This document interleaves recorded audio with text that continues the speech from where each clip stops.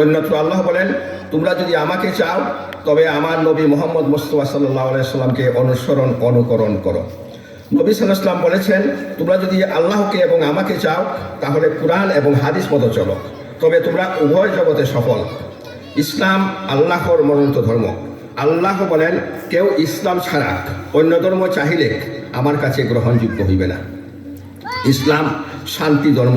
কেউ ইসলামের নামে সমাজে দেশে অশান্তি সৃষ্টি করলে, চুরি ডাকাতি রাহাজানি যে কোনো অন্যায় করলে সে সন্ত্রাসী, ইসলামের সন্ত্রাসী কাজের বিরুদ্ধে। সমস্ত কিছুর মূলই হচ্ছে ইসলাম। ইলিম, সমস্ত কিছুর মূলই হচ্ছে ইলিম। ইলিম ব্যতীত আমল সম্ভব নয় এবং আমল ব্যতীত ইখলাস অকল্পনীয় এবং ইখলাস ব্যতীত আল্লাহ পাক ও হুজুর পাক সাল্লাল্লাহু আলাইহি ওয়াসাল্লামের সন্তুষ্টি মহব্বত অর্জন করার অন্য কোনো রাস্তা নেই। অবশ্য আল্লাহ পাকের রহমত ব্যতীত কারো পক্ষে ইলিম, আমল, ইখলাস সহ কোনো নেক কাজ, এমনকি সহি বুঝ ও সমস্ত কিছুই সম্ভব নয়। এজন্য হাদিস শরীফে আছে, আল্লাহ পাক যাহার ভালো চান তাকে দিনের সহি বুঝ দান করেন। শুধু ইলিম অর্জনের মাধ্যমে বুঝ ও সমঝ হাসিল হয় না। বুঝ ও সমঝ আল্লাহ পাকের খাস দান।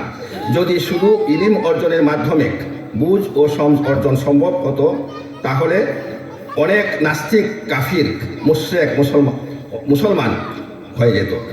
কেননা তাদের মধ্যে অনেকেই আল্লাহ পাকের কালাম, কুরআন শরীফ এবং হুজুর পাক সাল্লাল্লাহু আলাইহি ওয়াসাল্লামের হাদিস শরীফ পড়ে অথচ ঈমান আনে না। কেননা তাদের উপর আল্লাহ পাকের রহমত নেই বিধায় বুঝ ও সমঝ নেই। একইভাবে উম্মতে মুহাম্মদী দাবিদার আহলে সুন্নাতুল জামাত ব্যতীত বাকি 72 ফিরকার সহি বুঝ ও সমর্থন না থাকায় কারণে গুমরাহিতে নিমজ্জিত। এই জন্য আল্লাহ পাক যাকে সহি বুঝ দিয়েছেন একমাত্র সেই হেদায়েত প্রাপ্ত। আল্লাহ পাক মানুষকে আশরাফুল মাখলুকাত হিসাবে সৃষ্টি করেছেন এবং পরীক্ষার ক্ষেত্র হিসাবে দুনিয়াতে পাঠিয়েছেন। অথচ মানুষ নফস ও শয়তানের প্ররোচনায় পড়ে যাবতীয় হারাম, শিরকি, কুফরি, মুনাফিকি সহ হিংসা, পরশ্রীকাতর, অহংকার, গর্ব, তাকাব্বুরিতে নিমজ্জিত।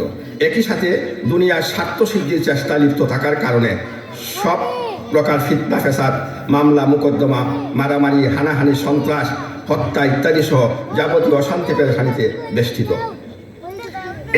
এসবেরই মূল কারণ সহি বুঝ ও সমঝের অভাব। কেননা দুনিয়ার যে ক্ষণস্থায়ী এবং পরকাল স্থায়ী, এটা যদি প্রত্যেক হাকিকত উপলব্ধি করতে পারত তবে কেউই ক্ষণস্থায়ী দুনিয়ার জন্য চিরস্থায়ী আখিরাতকে বিসর্জন দিত না। এজন্যই আল্লাহ পাক মানুষকে আল্লাহ পাকের রাস্তায় আহ্বান করার জন্য ও আল্লাহ পাকের রহমতের উসিলার জন্য যুগে যুগে নবী রাসূল আলাইহিস সালামগণকে পাঠিয়েছেন এবং আখির নবী সাইয়্যিদুল মুরসালিন, ইমামুল মুরসালিন হুজুরে পাক সাল্লাল্লাহু আলাইহি সাল্লামের পরে যেহেতু আর নবী আসবেন না, সেই জন্য নায়েবে নবী, ওয়ারাসাতুল আম্বিয়া, হক্কানি আলেম তথা আউলিয়ায়ে কিরাম রহমতুল্লাহ আলাইহিগণ এই কাজের আঞ্জাম দিয়ে যাচ্ছেন। কাজেই সমস্ত আম্বিয়া আলাইহিস সালাম দূরের কথা, সাহাবী কিরামের রাদিয়াল্লাহুগণ থেকে শুরু করে সমস্ত আউলিয়া কিরাম রহমতুল্লাহ আলাইহি তথা বুজুর্গানের দিনের জীবনী পর্যালোচনা করলে স্পষ্ট হয় যে ওনারা কেউই আল্লাহ পাক ও হুজুর পাক সাল্লাল্লাহু আলাইহি ওয়াসাল্লামের সন্তুষ্টি মহব্বত ব্যতীত দুনিয়ার জন্য কিছুই করেননি। এবং ওনারা ওই হাদিস শরীফের মূল পূর্ণ অনুসরণকারী।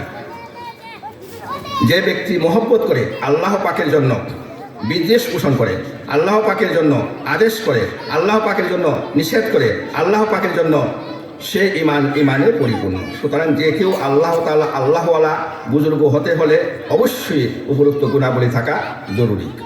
আমি দিচ্ছি কুরআন সুন্নাহ সংরক্ষণ পরিষদ এর সকল সম্মানিত সদস্যবৃন্দের পক্ষ হতে 8ম বার্ষিকী সম্মেলন উদ্বোধনী ঘোষণা করছি। আল্লাহ তাআলা যেন আমাদেরকে এই মাহফিলকে সফল এবং সার্থক করেন কামনা করে শেষ করছি। আমিন। আপনাদের সকলের মঙ্গল কামনা করি। আসসালামু আলাইকুম ওয়া রাহমাতুল্লাহি ওয়া বারাকাতুহু। জাযাকাল্লাহু খায়রা।